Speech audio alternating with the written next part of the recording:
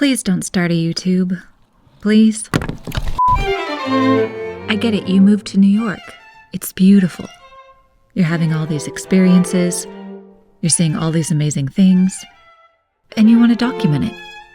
You want to share it. But so does everybody else. These rowboats, they're cute, but that's been done. Maybe if there was something people hadn't seen yet.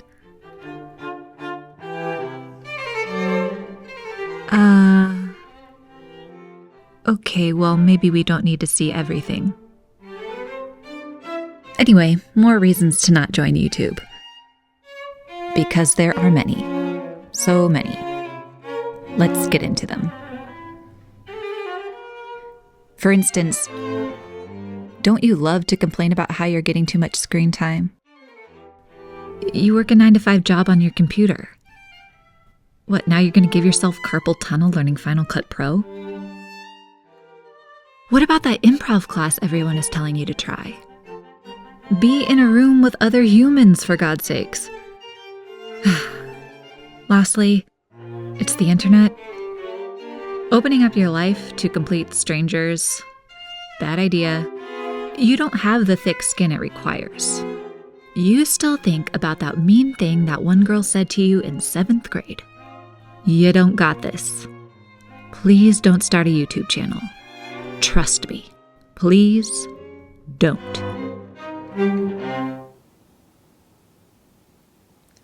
It.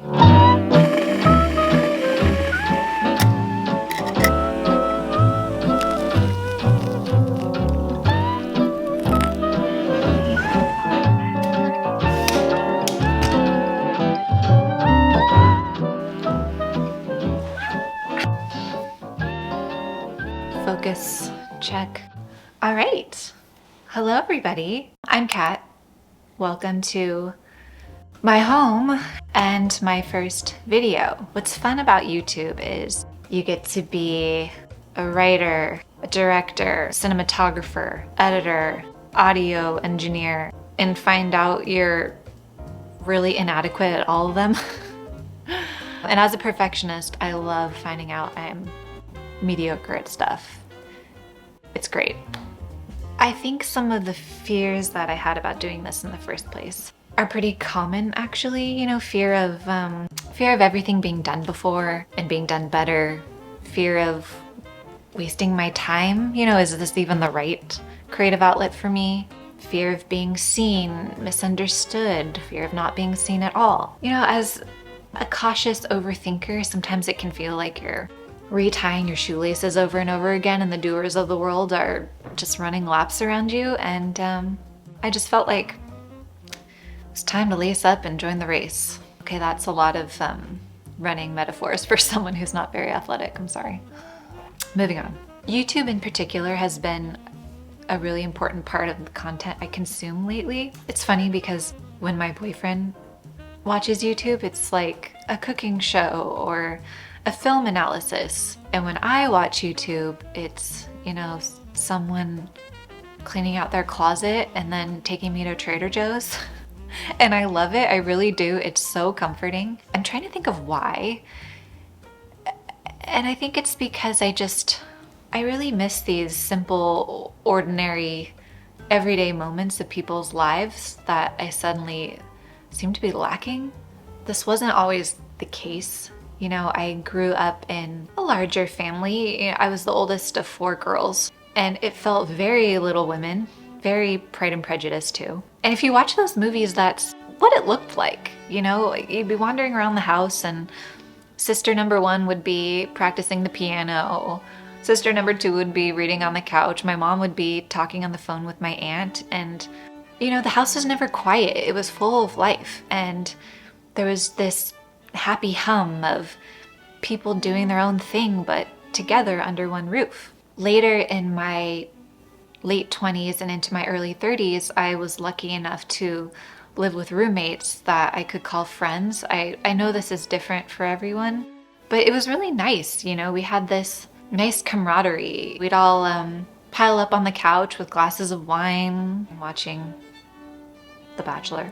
Or, you know, someone would come home from a date and we'd be all, tell us how it went, give us all the details. It was fun, and it was nice to know that someone who gave a shit about you was right down the hall if you needed. And I don't want to romanticize living with other people too much because it has its difficulties. There were annoying things and frustrating things about living with my family, and especially with the roommate situation. Could be petty little fights and passive aggressive stuff going on. And I think people just really wanted to move on to the next phase of their lives, you know, whether that was getting their own place, moving in with a partner, changing cities. Yeah, I definitely felt that. I wanted my own space so badly. I had all these dreams, you know, I was like, I'm gonna live alone, I'm gonna have a cat, and I'm gonna decorate the way I want, and my home is gonna be a reflection of me and my taste. It was like this big marker for independence and adulthood, and like, you've made it. You know, especially living alone in New York, I don't take that lightly. That was a big step for me. I fully support myself. Signing the dotted line on that lease was something I really prepared for. Now I have it, and I had to say, once every box was unpacked, once every painting was hung on the wall, I kind of looked around and it felt really quiet and weird. It was almost like I didn't put two and two together, that living alone meant being alone. Why was this such a mystery to me? I think I wouldn't notice it so much if my life felt a little bit more dynamic.